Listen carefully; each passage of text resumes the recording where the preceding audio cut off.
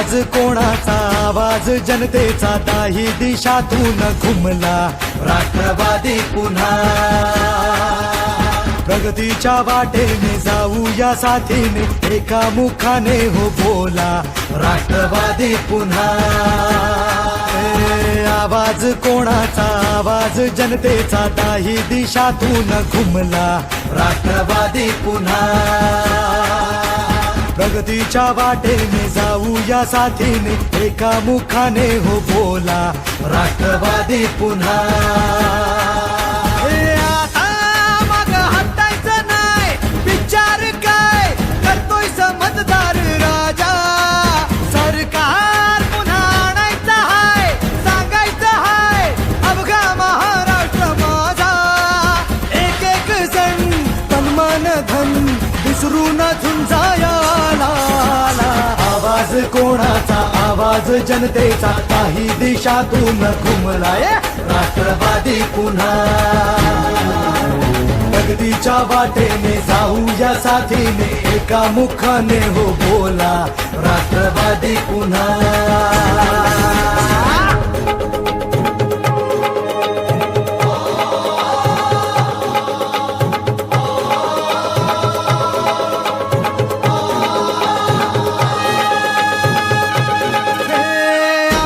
पसरुनी उंच झेप घेतली भरभराट आणली व्यसनवी गाठली शिक्षणा सुरुजवुनी उद्योगास फुलवुनी कष्टाने घामाने पाय वाट शिंपली आता ध्येय गाठायचं हाय थांबायचं नाही अर्ध्यात मतदार राजा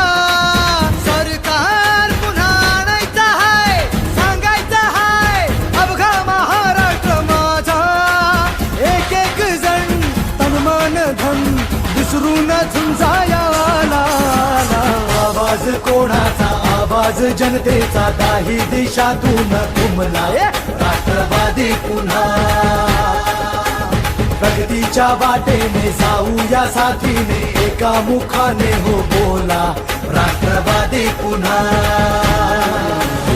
आवाज कोणाचा आवाज जनतेचा दाही दिशातून घुमलाय राष्ट्रवादी पुन्हा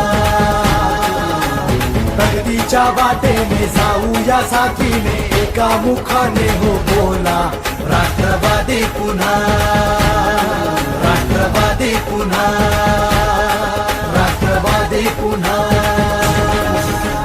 तमामी जिम्मेदारान मेरे सामने बैठे हुए तमामी बुजुर्ग हजरात नौजवान साथी दोस्तों और साथियों सबसे पहले मैं मेरी जानिब से राष्ट्रवादी कांग्रेस पार्टी की जानिब से एजीएन ग्रुप के तमाम ही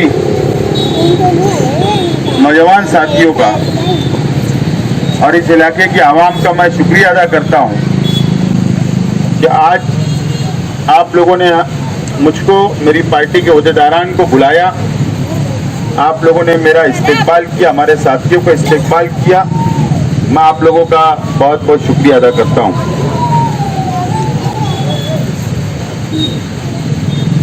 प्रोग्राम रखने वाले हमारे जो नौजवान साथी है आज एक इनकी अलग पहचान शहर भर के अंदर होने लगी है एक अलग पहचान मैं इसलिए बोल रहा हूं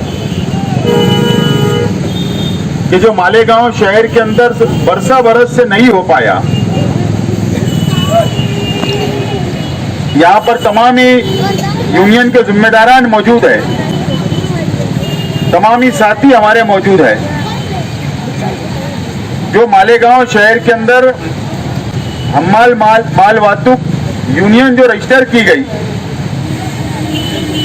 और अल्लाह का बहुत एहसान वो करम है कि पूरे शहर के चाहे वो मुसलमान हो चाहे वो हिंदू भाई हो चाहे वो दलित भाई हो जो लोग भी मालेगांव शहर के बुनकर भाइयों की खिदमत करते हैं मालेगांव शहर की आवाम की खिदमत करते हैं जो ट्राली के ऊपर माल वातुक करते हैं इन लोगों की आज तक रजिस्टर नहीं थी यूनियन और ये तमाम ही जो लोग नजर आ रहे हैं आपको यूनियन के तमाम ही साथी इन लोगों की बहुत कोशिश रही, बहुत इन लोगों की मेहनत रही, वो मेरे साथ में लगे हुए रहे।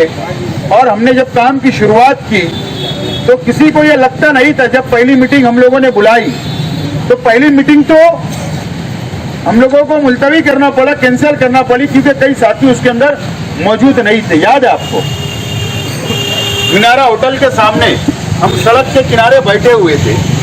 फिर उसके बाद फिर ये लोगों ने मेहनत की, फिर एक अच्छी खासी तादाद सर्वे नंबर 69 में गार्डन के अंदर जमा हुई आयशा नगर में, और वहां पर ये तमाम चीजें तय की गई कि हम लोगों को रजिस्टर यूनियन करना है। और उसके बाद पेपर वगैरह तैयार हुए, और उसके बाद लॉकडाउन, बहुत तेजी से लॉकडाउन शुरू हुआ, कोरोना की बीमारी आ गई। लेकिन उसके बावजूद भी ये तमाम ही जिम्मेदारान मेरे साथ कई मरतबा नासिक गए और बाकायदा हम लोगों ने मेहनत करके कानूनी प्रोसीजर पूरा किया, और वो मालेगांव शहर के अंदर हम्माल वातुक यूनियन रजिस्टर हुई।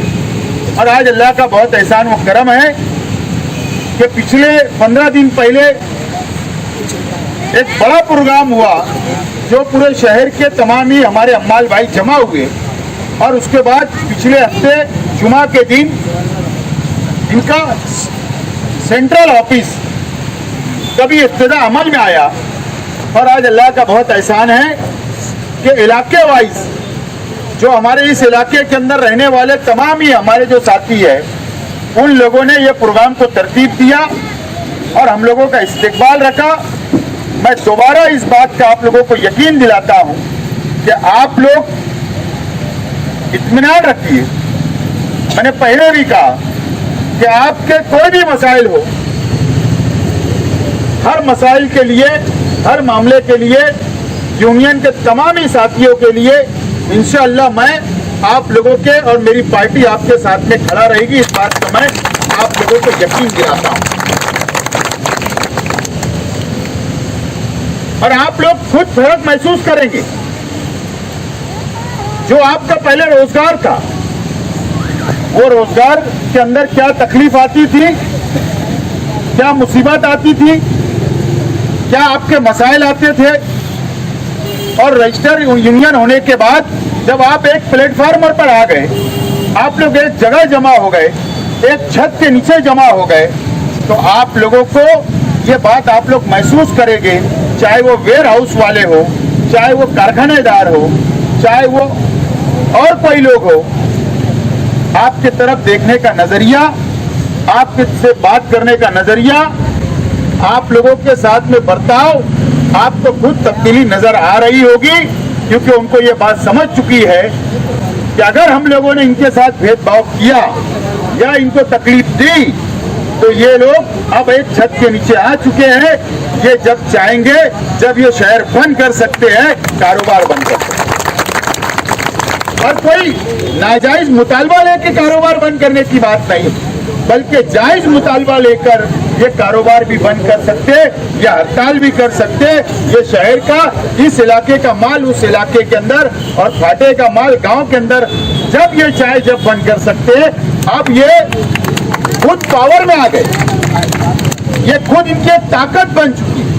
और मैं ऐसा मानता हूं कि हम लोगों को शहर के अंदर अलग अलग वर्ग, चाहे वो हम्माल हो, चाहे पावर लूम मजदूर हो, चाहे वो गार्ड प्रेस वाले हो, चाहे वो मेटा हो, चाहे वो रिक्शा वाले हो, चाहे वो ट्रक वाले हो, चाहे वो किन्नर हो, चाहे वो प्लम्बर हो, चाहे सब्जी वाले हो, चाहे फ्रूट वाले हो, ऐसे तमाम ही लोगों को एक छत के नीचे आकर अपनी ताकत बनाना पड़ेगी और अपनी ताकत ये शहर के अंदर बताना पड़ेगी।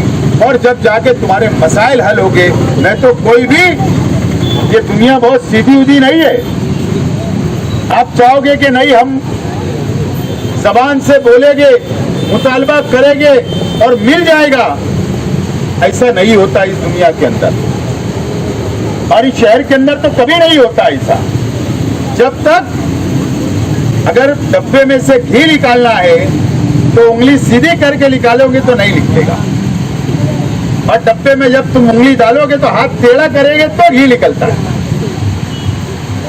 तो उसके लिए मैं तो शहर के वो छोटे मोटे व्यापार करने वाले, चाहे वो मजदूर हो, मैं तो उनसे यही कहना चाहूंगा कि इन लोगों ने जो तैयारी की, ये जो एक छत के नीचे एक हो गए, इनके रास्ते के ऊपर चलते हुए तमाम ही लोगों को एक छत के नीचे और इनके बताए हुए रास्ते के ऊपर चलना पड़ेगा। जब आप अपना हक आप लोग हासिल कर सकते हैं, अपनी बात मनवा सकते हैं, मैं ये अपील करना चाहता हूं कि आप भी अगर एक छत के नीचे आएंगे, आप भी अपने जायज मुतालबे के लिए अगर आप लोग रास्ते के ऊपर आएंगे और अपना हक मांगने के लिए अगर सड़कों पर आएंगे, तो मैं और मेरी पार्टी आपके साथ खड़ा रहेगी। और मैंने पहले भी कहा कि मैंने सियासत के अंदर थोड़ी पॉलिसी को तब्दील किया, पॉलिसी तब्दील किया, और अल्लाह का करम है कि पॉलिसी जब तब्दील किया तो मुझे भी कुछ ना कुछ फर्क महसूस हो रहा है, फर्क नजर आ रहा है। और मैंने तो ये तय किया कि गरीबों का काम करना, छोटा मोटा व्यापार करने वालों का काम करना, और अगर कोई अमीर कोई श्रीमंत अगर मेरे पास काम लेके आएगा तो मैं उसका भी काम करने के लिए तैयार हूं। कोई अगर दूसरे के कोई मसाइल है वो मेरे तक आएगी तो उनके भी मसाइल हल करूंगा, लेकिन पहला जो मैं तरजीह देने वाला हूं, मैं पहले गरीब भाइयों के छोटा मोटा व्यापार करने वालों के साथ में खड़ा रहकर मेरी गाड़ी को आगे बढ़ाऊंगा, मेरा काफिला आगे बढ़ाऊंगा, मेरी सियासत को मैं आगे बढ़ाऊंगा, आप लोगों के मसाइल हल करते हुए। मैं कोई लक्ष्यदार तकरीर करके या आपको जज्बात में लाकर या मजहब के नाम पर या जज्बाती सियासत का सहारा लेकर मुझे आगे नहीं बढ़ना है। मुझे बढ़ना है आगे जरूर, आपका साथ रहा तो मैं बढ़ूंगा, जब बढ़ूंगा जब मैं आपके मसाइल हल करूं। और मैंने ये तय किया हूं कि आपके मसाइल हल करूंगा तो आप मेरे साथ रहेंगे, और इंशाअल्लाह जरूर मैं आपके मसाइल, आप लोग देख रहे हैं कि आगरा रोड के ऊपर जो मैंने राष्ट्रवादी भवन बनाया, ऑफिस बनाया, तो मैं रोजाना वहां पर जब शहर में रहता हूं तो रोजाना वहां पर रहकर आवाम के मसाइल, चाहे वो गरीब हो, चाहे वो अमीर हो, चाहे वो मजदूर हो, चाहे वो छोटा मोटा व्यापार करने वाले हो, चाहे हमारे बुजुर्ग हो, चाहे हमारे शहर की माँ बहने के जो मसाइल है, वो भी ऑफिस के ऊपर आकर, जो लोग भी ऑफिस पर आ रहे अपने मसाइल लेकर, मैं उसको हल करने की कोशिश कर रहा हूँ और इंशाअल्लाह मैं करता रहूंगा। मैं आपसे यही अपील करना चाहता हूँ कि अब वक्त आ रहा है। अभी आपने सुना होगा परसों के दिन कि फाइनल इलेक्शन हो गया, पहले 4 का था, अब 3 का हो गया। कुछ दिन हवा चल रही थी कुछ दिनों से कि सिंगल का इलेक्शन होने वाला है, सिंगल वार्ड के ऊपर इलेक्शन होगा, तो जो वो लंगोट भान ले रहा है। पहले 1 का फाइनल था, 1 का वार्ड रहा, जो वो बोलता था मैं भी लड़ूंगा, जो बोलता था मैं भी लड़ूंगा।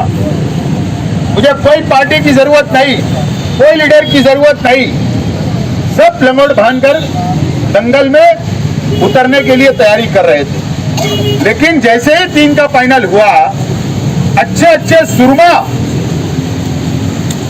2 दिन से उन लोगों को नींद नहीं है कि अब क्या होगा, अब कैसे इलेक्शन लड़ेंगे, अब कैसे हम लोग अब फील्ड पर जाएंगे।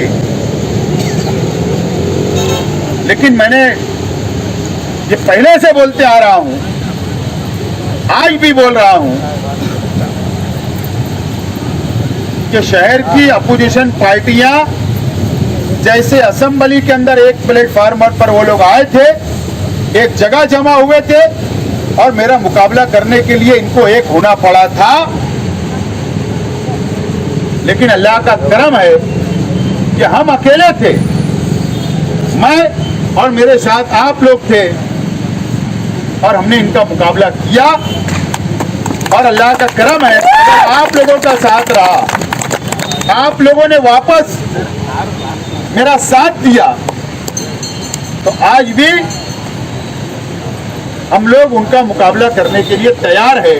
हमारी मुकम्मल तैयारी है, चाहे वो अलग अलग लड़े, चाहे वो एक हो जाए। लेकिन ये छोटे छोटे लोग जो एक हो रहे हैं, इनको सहारे की जरूरत है।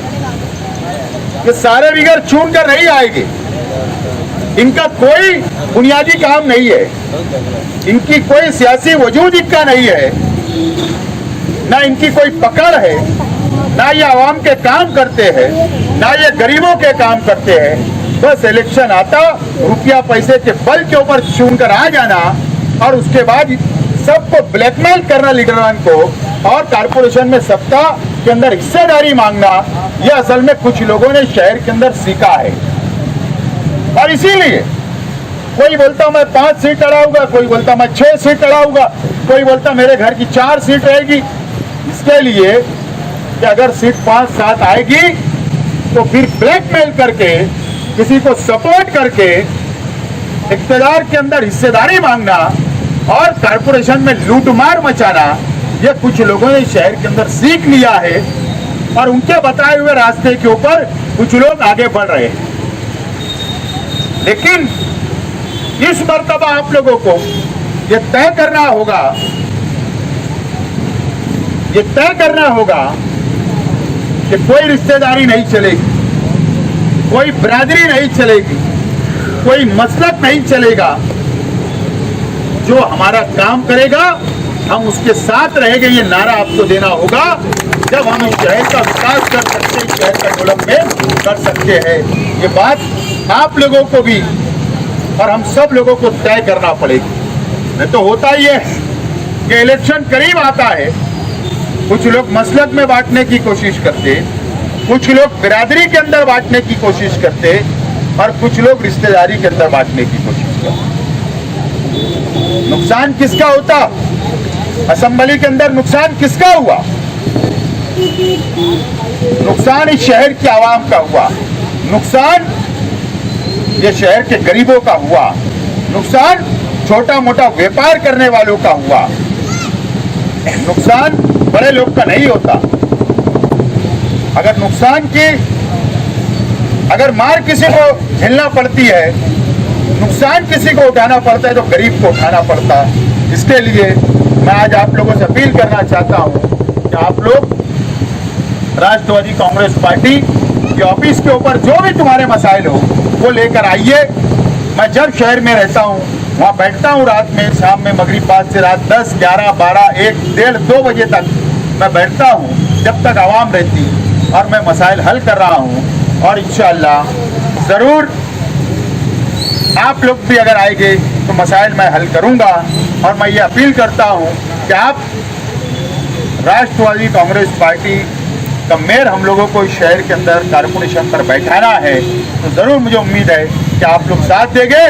बहुत बहुत शुक्रिया। आखिर में हमारे तमाम ही KGN ग्रुप के तमाम ही मेम्बरान को, जिन लोगों ने फेटा बांधा है, उन तमाम ही लोगों को और यूनियन के जिम्मेदारान को बहुत बहुत मुबारकबाद देता हूँ और मेरी बात खत्म करता हूँ। जो काम किया है कि मेरे को बहुत खुशी हुई कि यार आप लोग ये वार्ड के अंदर जुट गए और कर रहे, और अल्लाह पाक ने तुम्हारी जो काम में अंजाम देने का था वो अजीत साहब ने दिए। और मैं तो बोलता है अल्लाह पाक आपके हौसले को बढ़ाए और यहाँ से काम करते रहे। इतना बोल के मैं शुक्रिया अदा करता हूँ।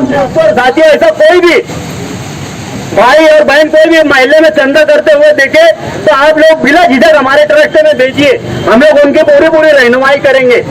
और मैं आप लोगों को बोलना चाहता हूँ, ये जो हमाल ग्रुप है ना मेरे दोस्तों और साथियों, इनकी जो मेहनत है मुसलसल में कम से कम तो 5 साल से मैं देख रहा हूँ। ये लोगों ने इतनी मुसलसल मेहनत की है, यहाँ तक कि ये लोग बीजेपी लोगों के पास भी गए और भी कोई लीडरों के पास गए, तो इनके काम को इन्हें भी पाए तकमील तक नहीं पहुँचाया। यही एक मर्द मुजाहिद था जिसने उस काम को पाए तकमील तक पहुँचाया।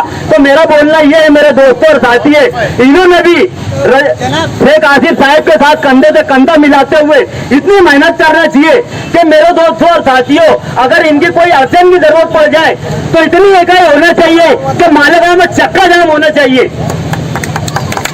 तो तब मैं मानूंगा कि यार इनकी इकाई है। एक बोलने में चक्का जाम होने ना, और जब चक्का जाम होगा तो क्या होगा तुम लोग समझ लो। मेरे दोस्तों और साथियों, अब तो ये मेरा प्रवेश किया वो राष्ट्रवादी कांग्रेस में। आप लोगों को तो मैं बताऊंगा कि मैं कहां से तालीम हासिल करके आया हूं। मैं जिस घर में था ना वो आरएसएस की तालीम थी। इनके तो सब मैं ऊंचे नीचे रास्ते बताऊंगा कि हमारे लीडर को गिराने के लिए इन्होंने क्या क्या किया था। तो मेरे दोस्तों साथियों, न तेरा है न मेरा है, ये हिंदुस्तान सबका है। न समझी गई बात तो इसमें नुकसान सबका है। इतना ही बोल के मैं अपनी तकरीर खत्म करता हूँ। जय हिंद जय महाराष्ट्र। बहुत बहुत मुबारकबाद देता हूँ कि वो बहुत ही अच्छी तरह के अजीज साहब फिलहाल लगे और इंशाल्लाह आगे भी लगे रहेंगे। मैं मेरी तरफ से केजीएम ग्रुप को बहुत बहुत और बहुत मुबारकबाद देता हूँ।